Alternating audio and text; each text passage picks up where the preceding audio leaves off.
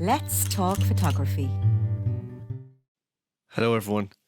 Hope you're all doing very well. Sean here, and what I have for you today is a post-processing tutorial where we take this shot and we create this image from it. A lovely scene in County Wicklow that I took with the drone. Really liking the drone lately, and yeah, I'm going to show you how I processed it to get this final image. And one thing I will say before we commence with this video is that the techniques I use in this are very complementary to the conditions I had. So I always harp on about knowing what set of techniques to apply depending on what conditions you have in the scene.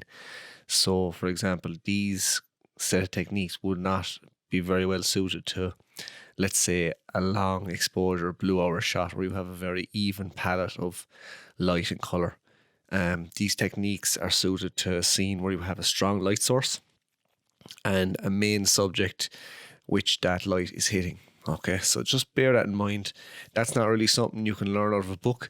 That is something that you just learn from experience, and it's a mistake I see a lot of beginners making. They're trying to apply the same techniques to different scenes, and it just doesn't work. So know which scenes to, or know which techniques to apply to for different scenes. All right, so first thing I'm going to do, this is going to be purely in Photoshop and Camera Raw. All I'm going to do is Lightroom is crop. And I'm going to select the 4:3 crop. And I don't usually believe in the rule of thirds, but in this case, the intersection here is falling right on the ruins of this church. So that is absolutely perfect, okay? As you can see, there's Ronan, there's yours truly. So that's the crop done. I'm going to take this now, right click on it, edit in, and edit in Adobe Photoshop. And here we are. Perfect. So, as I said, I'll put my mouse away now and pick up the tablet and the stylus. As I said, we have a strong light source, so this edit really is going to emphasize the light that's hitting the church at this time. And I'm going to kind of go a bit overboard and create quite an ethereal shot. Okay, so I'm going to select my dodge tool. Actually, no, sorry, before I do that, I'm going to create a levels adjustment here, right? And I'm going to pull down the highlights just a bit. Make that a bit darker. Okay.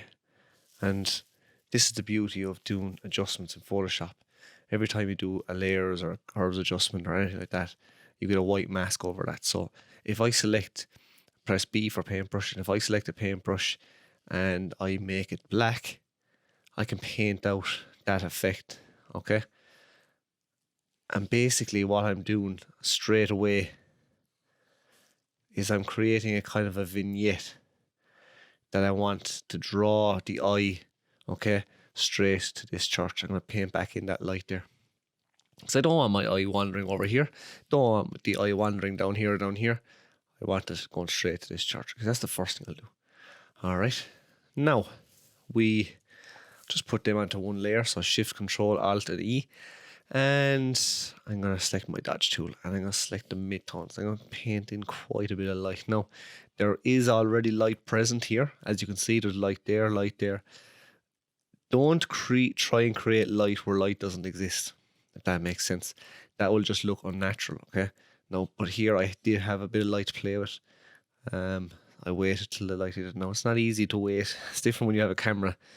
You can just sit up and wait, but with a drone, the battery has been reduced every time, so I just got lucky and the light was kind to me here, okay? So as you can see, I'm just painting in light into this area, all right? Dodging and burning, or sorry, not burning yet. I'm dodging, okay? My midtones, primarily. All right, so there you go. Already you can see we've created this kind of beam of atmospheric light that's going to go and really make this church pop. Okay, perfect. Now, next on the agenda. All right, I have to refer to my notes. I had to make out a couple of steps here that I was going to use. We're going to clone out myself and Mr. Ronan HD here. Okay, if you want to know how you pan around a photo like that, just hold the space bar I know that might sound really basic, but I only figured that out a couple of months ago.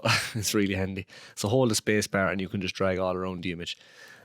So here we go. We're going to clone out myself and Ronan. So I'm going to select my clone tool. Now I'm going to do this quite quickly, okay? Because I don't want to spend too much time, but you can be more precise than I am here. And the beauty of this is that, like, when you're doing it kind of up close like this, you're like, geez, that doesn't look great at all. But when you zoom out, you literally hardly wouldn't even notice it. Okay, make that a bit more natural looking there. Now for Mr. HD. Looking great, Ronan. Sporting the white tripod hoodie merch. I had mine on as well, but I had also the jacket on because I was a bit cold. Yeah, there you go. Yeah. Bye, Ronan. Day. And we have a bag here as well that we're going to clone out. Nice. And quickly zoom out. Boom. There you go. Gone. Shawnee and Ronan. There. Not there. There. Not there. There. Okay. Right. Okay. So that's what the initial edit's done in Lightroom, or in Photoshop, I say. I'm going to convert this to a smart object, and we're going to go into Adobe Camera Raw now, which is what I use for. So if you go into Filter and Camera Raw filter, I use this for all my edits primarily. And I'm just going to reach for my mouse again. It's easier to use a mouse in Camera Raw. Okay, we have some new things here. All right, I'm not going to read that. Okay, so now I'm going to use a series of graduated filters and radial filters to bring a bit more punch to this image. So I'm going to select my grad filter. I'm going to pull it down from the bottom left. Okay, just like this. And I'm going to darken my highlights, my blacks. I'm going to bring down the shadows slightly as well. I'm going to do the same here from the bottom left. Now, as you can see, that's too dark. So I'm going to rotate this, bring this down. You don't want any clipping with the blacks, but just a touch, okay? And I'm going to also do it here from the left. Like so. And up from here. It should be quite obvious what I'm trying to do. Again, I'm just creating this kind of zone of light here and darkening everything else just so it doesn't distract the eye. Again, this is fitting for some, not fitting for others, okay? So there's my grads done. Now I'm going to select a radial filter. I'm going to place a radial filter around this area, and I'm just going to brighten the shadows and the whites, okay? Just to really make this area pop a bit more, okay? I'm going to tighten that up a bit. Perfect. Very nice. Now, I've noticed here there's quite a nice kind of a beam of light coming through here, so I'm going to zoom in. Okay, and I'm going to create a very narrow radial filter. And I'll see what we can do here. Oh yeah, look at that. Deadly. Deadly. Very cool. Fit. So there now I've created just this beam of light coming through. I quite like that. I noticed when I dodged and burned, I kind of brought out this blue hue inside here. And also, inside here shouldn't be bright. If you think about how naturally the light's going to fall, it's not falling on these walls here, so they should be a bit darker. So I'm actually just going to grab my adjustment brush. Okay, so I'm going to grab an adjustment brush. And like, there's numerous different ways you could do this. You could just use your HSL slider as well, but I'm going to desaturate this. I'm also going to bring down the exposure on it.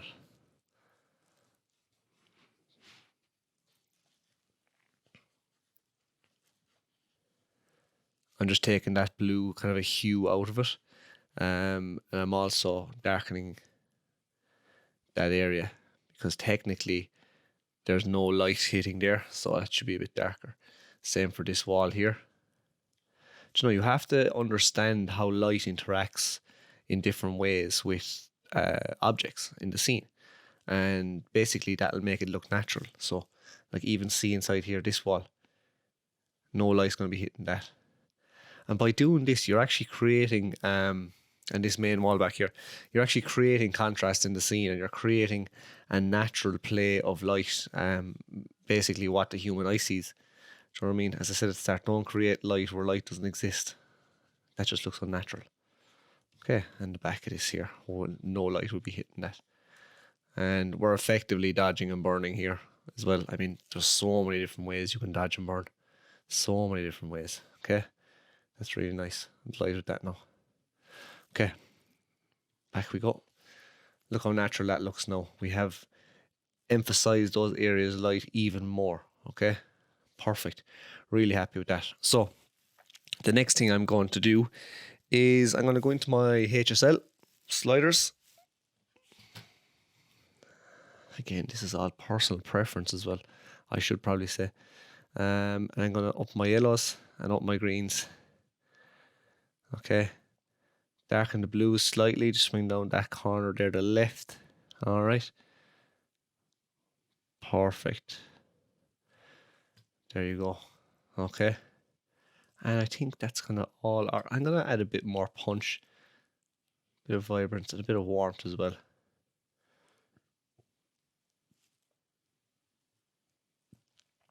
Perfect. Now, as you can see, I haven't touched any of my highlights, shadows. Okay. I've touched my whites, but my blacks, so none of my highlights, shadows, contrast, nothing, especially contrast. People use that too much. Look at that. That hasn't been touched, and I've created this image purely through grad filters, radial filters, and my HSL sliders. Okay, so that's an important thing to note. So I'm happy enough with that. There's the adjustments. So already, this is what we started with. This is where we're at now. Okay, we're not going too bad at all. One other adjustment I'm going to make is I'm going to add some Orton. So you can go up here to filter and blur, Gaussian blur. There's loads of different ways to do the Orton. I have it here saved in, or not saved rather, it's in this quick action panel, which is Royal Pro 3.0. Fantastic panel, by the way. So I'm going to select Orton effect. I'm going to select OK. And now I can play around with the opacity of this, okay? So I'm going to reduce it to 25%. You can see there. Now I'm going to do this kind of selective Orton that I like to do as well. So I'm going to put a white mask over that. And I'm going to grab my brush. Select B for brush. And I'm going to reduce the opacity just to 38. And I just want to paint in a bit more of this kind of foreground because the detail is quite nice there, okay? That's kind of painted out too much now. So again, I've painted out too much. So I'm just going to switch back to a white brush, and basically that'll paint back in the Orton for me. Okay. Perfect. There you go. We've kind of just softened that light. Again, this is very much personal preference. Okay. We've just softened that light, and that looks quite nice. Maybe a touch more. Reduce that there. I like the detail in this, and I don't really want that detail to be ruined too much. Okay, perfect. Shift, Control, Alt, and E. Bring that into a new layer. That's a destructive workflow now. There's the only thing, by me combining this to one layer, I can't go back and make any changes here. So there's a non-destructive workflow and a destructive workflow. I use a destructive one because I never really tend to go back and change things like this. But if you want to use a non-destructive workflow, you combine these into a smart object so that you could go back and fix things again. One more adjustment really. I just want to color balance here, and I want to just add a touch of reds to my midtones, just to give it a small bit of a more kind of a magenta. And I'm going to go for one. Just kind of takes that glow off it, as you can see there. Okay, that kind of a blue hue that was in the mountains takes that off. So there we go. That is the edit finished. I hope you picked up a couple of interesting facts. I think I went a bit more overboard on this one. Yeah, I definitely did. Look at that. Yeah, this will just tell you I edited this a couple of days after shooting it, and now I'm kind of gone for a more low key kind of an edit here. I added a lot more warmth and stuff here, so whichever one you want, really. But the point is that I've shown you a couple of techniques there that might help you create an image like this one, where you have a strong light source. Okay, I think that's important, where you have a strong light source like this one. All right, so there you go, guys. Hope you enjoyed that. And any questions, let us know.